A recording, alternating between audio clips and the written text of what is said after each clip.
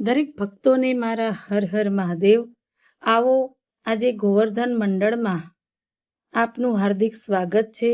આજે આપણે શીતળામાની વાર્તા સાંભળીએ. આ વ્રત કેવી રીતે થાય, એની વિધિ અને એ વ્રત કેવી રીતે કરવું, આજે આપણે સાંભળીએ. વક્રતુંડ મહાકાય સૂર્યકોટિ સમપ્રભમ નિર્વિઘ્નમ કુરુ મદેવ સર્વકાર્યેષુ સર્વદા. પવિત્ર શ્રાવણ માસની અંધારી સાતમ એટલે કે વદ સાતમના દિવસે સૌભાગ્યવતી સ્ત્રીઓ આ વ્રત કરે છે. સ્ત્રીઓએ સૂર્યોદય પહેલા ઉઠી જવું અને ઠંડા પાણીથી સ્નાન કરવું. આખો દિવસ ઠંડુ ખાવાનું. આ દિવસે ચૂલો સળગાવવો નહીં અને ચૂલો સળગાવનાર ઉપર શીતળામાં કોપાયમાન થાય છે.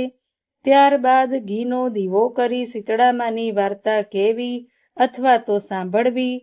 આ વ્રત કરનાર સ્ત્રીઓ ઉપર પરમ સૌભાગ્યને પામે છે. ધન ધાન્ય અને સંતાન સમૃદ્ધિની પ્રાપ્તિ થાય છે.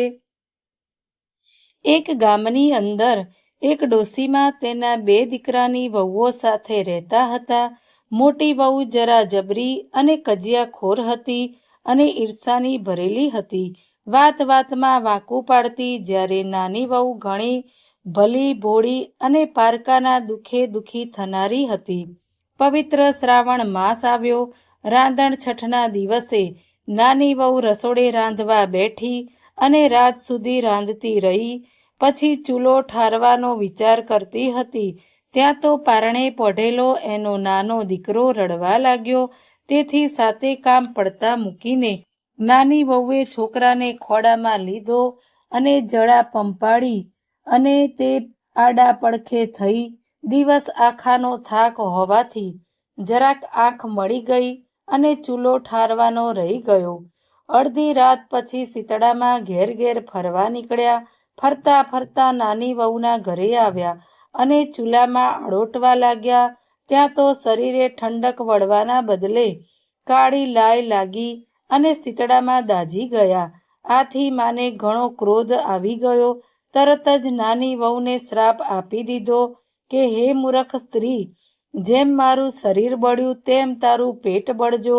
નાની વહુ તો સવારે ઉઠી ચૂલા તરફ નજર કરી તો ચૂલો સળગતો હતો અને પડખામાં સૂતેલો દીકરો બળીને ભડથું થઈ ગયો હતો.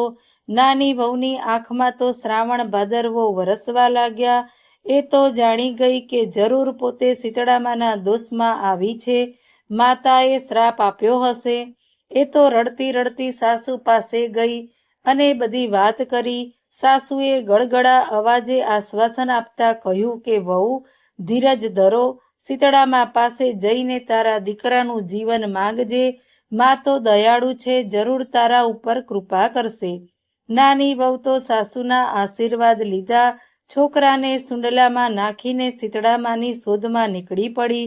વન વગડા વિંદતી જાય ને શીતળામાનું રટણ કરતી જાય. રસ્તામાં 2 તલાવડી આવી. બંનેના પાણી ભળી ગયેલા. બંને છલોછલ હતા. કાંઠે પક્ષી બેઠેલા, પણ કોઈ પાણી પીવા તૈયાર નહીં. મનુષ્ય હોય કે પશુ પક્ષી, પારેવા હોય કે કોઈ પણ અજાણ્યા વ્યક્તિ આ તલાવડીનું પાણી પીવે તો તરત જ મરણને શરણ થતા હતા. નાની વહુને સુંડલો લઈ જતી જોઈ તલાવડી બોલી કે બાઈ રે બાઈ, ક્યાં હાલી?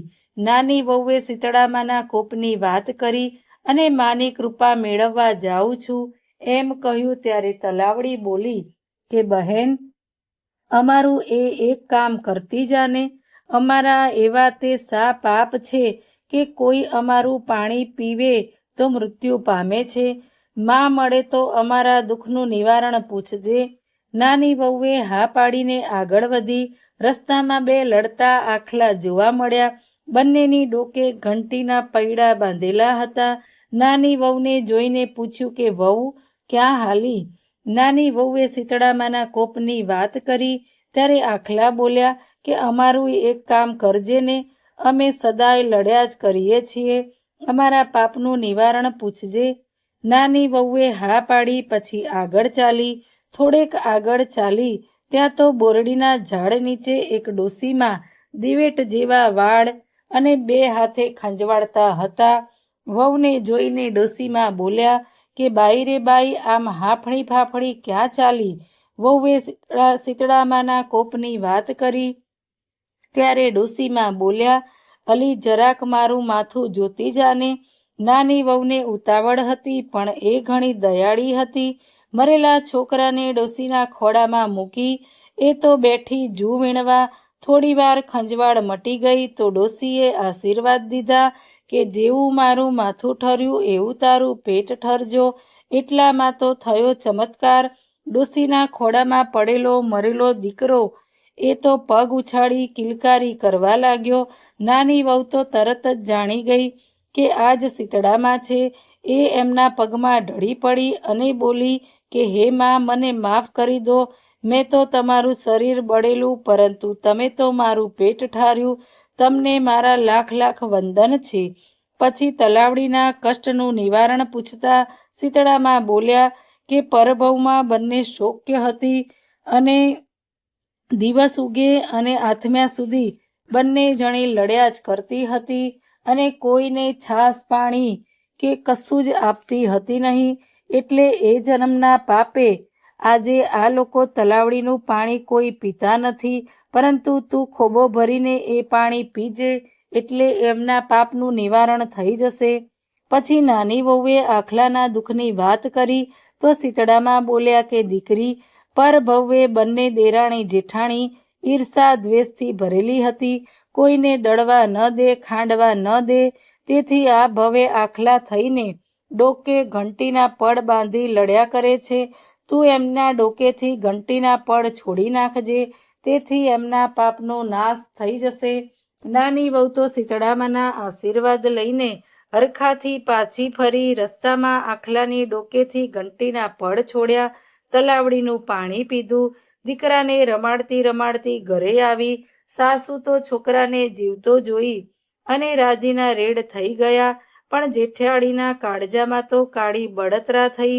એમ કરતાં કરતાં શ્રાવણ માસ ફરીથી આવ્યો. જેઠાણીને દેરાણીની જેમ શીતળામાના દર્શનની ઈચ્છા થઈ એટલે રાંધણ છઠના દિવસે ચૂલે રાંધવા બેઠી. રાત્રે ચૂલો ઠાર્યા વગર જ સૂઈ ગઈ. રાત્રે શીતળામાં ચૂલામાં આડોટ્યા. શરીર દાઝ્યું તેથી શ્રાપ દીધો અને જેઠાણીનો દીકરો તો ભળતું થઈ ગયો. સવારે દીકરાને મરેલો જોઈ જેઠાણી વિલાપ કરે અને તે સાસુમાને પૂછવા ગઈ કે માં, મારો દીકરો તો જુઓ બળીને ભળતું થઈ ગયો છે. આ તો શીતળામાનો કોપ લાગ્યો લાગે છે.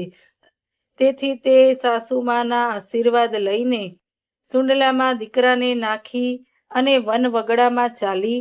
રસ્તામાં 2 તલાવડી એને ઊભી રાખીને પૂછ્યું કે બાઈ રે બાઈ, ક્યાં ચાલી? તો જેઠાણીએ નાકનું ટેરવું ચડાવતા કહ્યું કે તમારે બધી સી પંચાત દેખાતું નથી? મારો દીકરો મરી ગયો છે, તેથી શીતળામાને ગોતવા જાઉં છું. અમારું કામ કરીશ? તલાવડીએ પૂછ્યું તો જેઠાણીએ 10 શેરીયું ડોકું ધોણાવી ચાલતી પકડી. આગળ જતા આખલા મળ્યા. એને ના પાડી દીધી. આગળ જતા બોરડીના ઝાડ નીચે ચીથરા હાલમાં એક ડોસીમાં મળ્યા. ડોસીએ માથું જોઈ દેવાનું કહ્યું. જેઠાણી તો રાતી પીળી થઈ અને બોલી કે જારે જાર ડોસી, હું કઈ તારા જેવી નવરી નથી તે તારું માથું જોવા બેસી જાઉં. હું તો શીતળામાં પાસે જાઉં છું. જેઠાણી તો છણકો કરીને ચાલી નીકળી. સવારથી સાંજ સુધી વગડામાં ભટકી, જંગલમાં ઝાડે ઝાડે ફરી વળી, પણ ક્યાંય શીતળામાં એને દેખાયા નહીં.